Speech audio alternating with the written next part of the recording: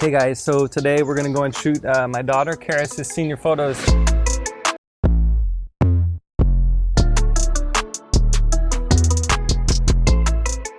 So complete ចុច like subscribe និងដាក់កណ្ដឹងដើម្បីទទួលបានរកទាំងវីដេអូថ្មីៗពី channel YouTube Photo. Senior photos are one of the most fun and exciting things that I get to shoot, so I want to just tell you about how I set up to do it. I do take natural light photos, but I do also very much enjoy taking off-camera flash photos. And so today we're preparing our system before we go. If you see inside here, we've got our reflector and we've got a scrim to block the light and to help add additional light if we need it. We've got 2 tripods, 2 light stands down here that are like 2 or 3 meters tall. I've got my soft box here that I'm going to use for my front main light. It's kind of a small soft box, but it's easy to carry around and it's not so difficult in the wind, which is the wind is your worst enemy when you're taking photos outside with flash.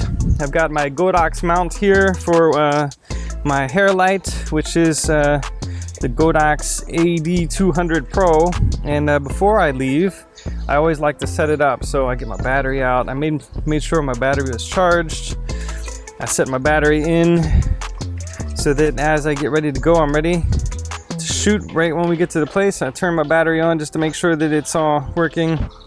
And it looks like I got full power on this one, so that's good. And I like to mount it to this one because in the case that something happened to my other softbox or my other light, I could mount a Bowens softbox directly to this at any point in time. So it's really nice and handy to have. And then it also is very easy to take off the light stand and to pop back in your bag.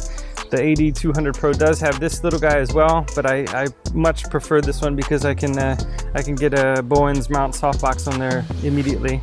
But the other one here does offer a spot for an umbrella, which it can be handy at times too. So I'm gonna get this ready so that when we go to the location that we want to shoot, we can just pop it right onto the light stand and get ready to go.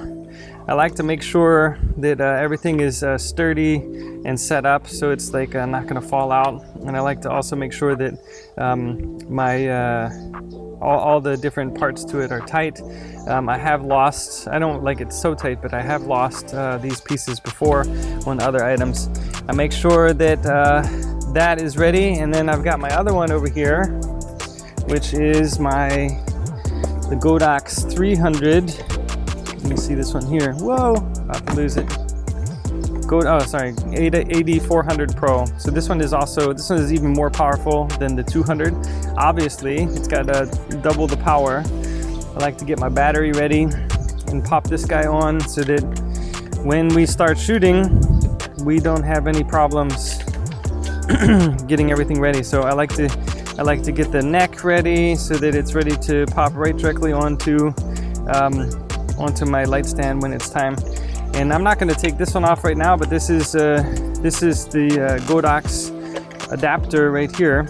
This adapter ring allows us to mount a Bowens softbox to it, which is really nice. And this one's really nice and powerful, and you can use this one when you're shooting outside to kind of overpower the sun, which is really handy at times, especially if you want to get like some nice sky or some cloudy sky. You can use these guys, which is really handy.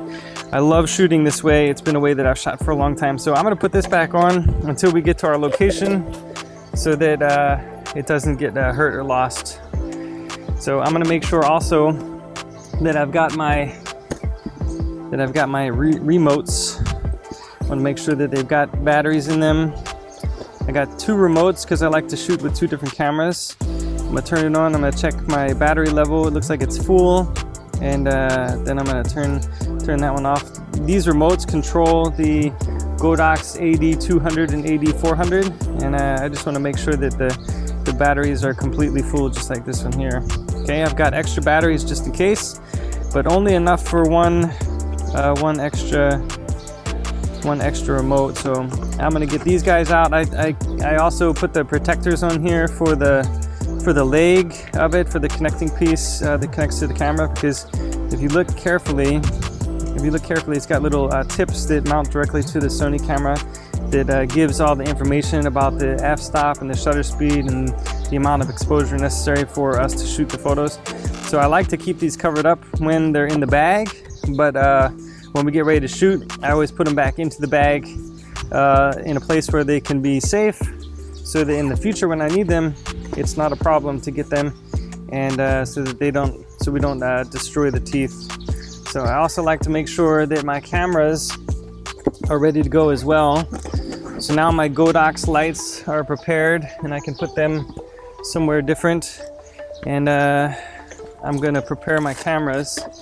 So in order to do that, I want to get out my remotes, and I can actually mount them directly to my cameras, and sometimes I even make sure that they work before I hit the road, but then I can put my camera directly into the bag with the remote already attached. This means that I am ready to go when we get to a location, because if we get to a location and I'm not ready to go, then the subject has to wait a lot longer. So in order for me to make sure that they are working, I turn my camera on. Excuse me, I turn my flash on, my remote on, and then you can see when it's connected, because it shows a little camera connection right here in the remote when it's connected already. So then I know that the system is all set up and ready to go, ready to shoot.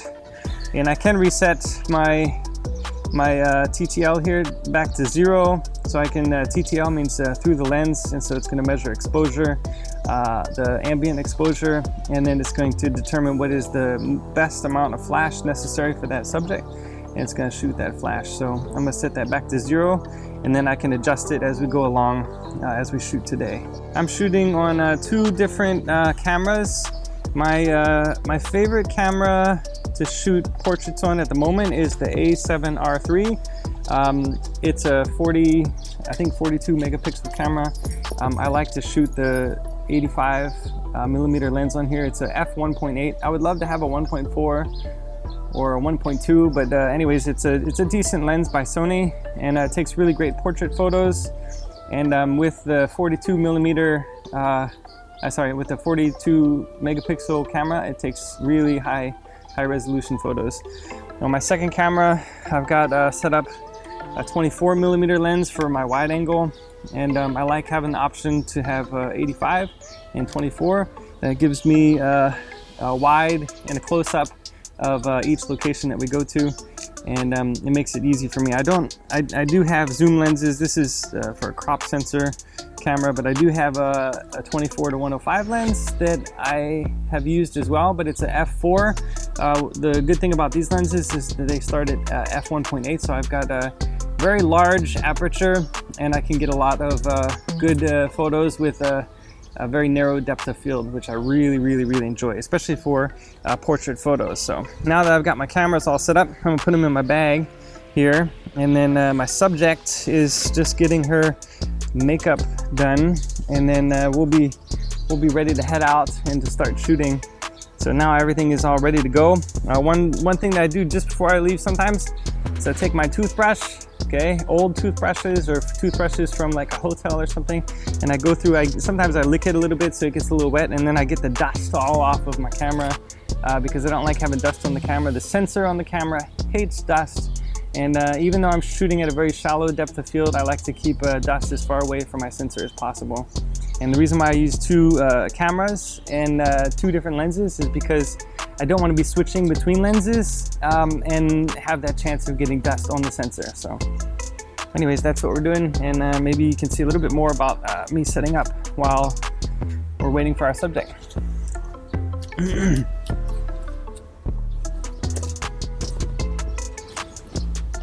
Probably not a good idea to dust it off on top of my other camera, huh?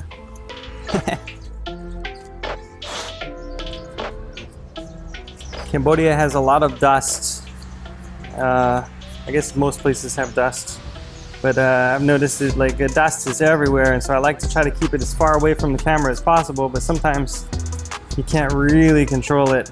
So I try to get it out, get the dust off of the camera while I have the opportunity. Dust is kind of a tricky thing, and if you lick your toothbrush, you can get more dust off than if you just dust it. And I guess sometimes I use alcohol as well. There we go, at least we're a little bit dusted off now, so that when I get ready to go, hopefully I'll have a little bit better chance of not having dust all over my camera as I shoot. I do try to be very careful when I shoot as well, but you can't be too careful sometimes. Always try to clean off our cameras. One of the worst places to collect dust is inside the hood, the lens hood. There's dust all over the place in there sometimes. So. All day photos today. Normally when I do photos for seniors, we do about an hour of photos, but today, since it's my daughter and since she hates photos, I thought we would go for more than 1 hour. Yeah. Let me give one more look at this the hood on the 85mm here real quick. See if I can clean that guy off a little bit. It can be really dusty inside there, so I'll try to get that off. I am gonna be going in and out of my bag, so I guess I'm gonna get a little bit more dust, but it's nice to at least have most of it cleaned off before we head out. I like to keep my my lens caps off as well, so that when I go to shoot, I've got my remote, I've got my lens cap off, everything is really ready to go. So I can keep it right in here and I just pop it out and I shoot. So I carry my bag around and I'm gonna have every lens and every camera that I need right here. And I'm gonna try to take out all the stuff that's not necessary, like extra lenses that I know I'm not gonna shoot with. I got some microphones in here and battery packs and stuff like that. I'll take all that out, keep my lens caps here in the bottom. Hello everybody. So waiting for my subject, my daughter. Normally I go and I meet the subject somewhere that we've already pre-decided to take photos at. But since I'm waiting for the subject, I'm playing Frisbee with my dog. So my daughter, she got her hair done this morning by Chamnan's wife. And that was really helpful because we know where he is and it's easy to find his place. It's nice to, as you're doing senior photos or any portraits really, to get really nice hair and makeup. So she's upstairs getting makeup with her sister, and we're getting ready to go. But you know how it is, things take a little bit of time, and have to be a little bit patient as we get ready to roll out to take some photos. Today we're gonna probably travel around town a bit since it's my daughter, and I can go and take photos wherever I want to. Maybe what we're gonna do is we're gonna go around town into some different places that I think we wouldn't normally have the chance or opportunity to go and take photos. And so as long as my subject, my daughter, is happy, we'll be able to take some different photos in locations that I probably wouldn't choose on a normal basis because, yeah, because they're a little bit harder to find maybe. Here we are getting ready for photos. Care Bear. We're gonna do one just like so, and then we're gonna start to position our hands, right? Because remember in the video it shows like triangles are always the way to go. Let me see what I got here first. So one of the things that we're looking for as we take photos is for a place that has nice shade so that we can cover the subject really well. Now her hair is blowing, which is really nice. When we cover her, we're able to get more control over the light that we do. Kara, so you can stand like that, except for I feel like maybe your, let me see. Okay, look at me. Look at me again.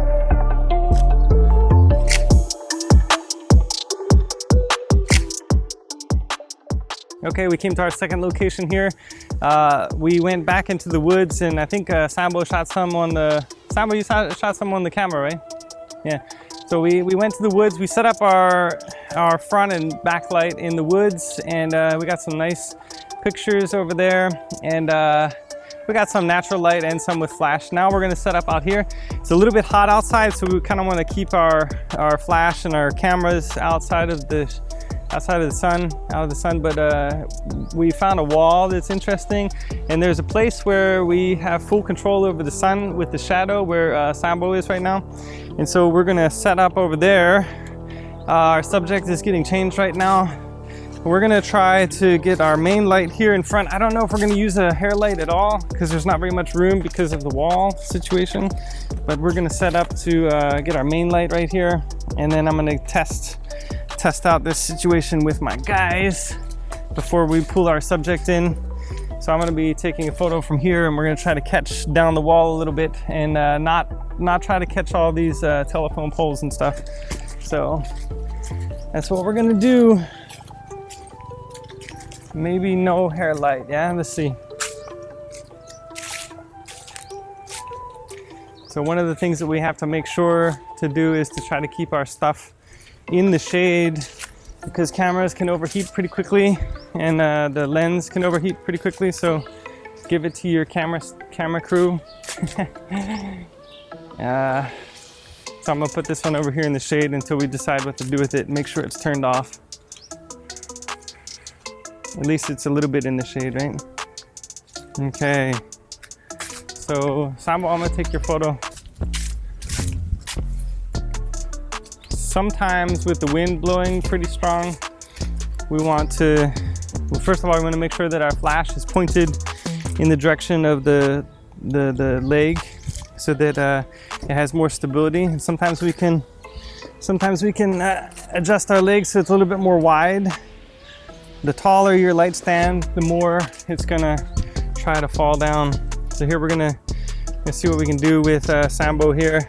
I'm gonna turn my light back to TTL mode. I'm gonna take a picture of Sambo here in the shade. Okay, Sambo, let me see, cool GQ camera guy.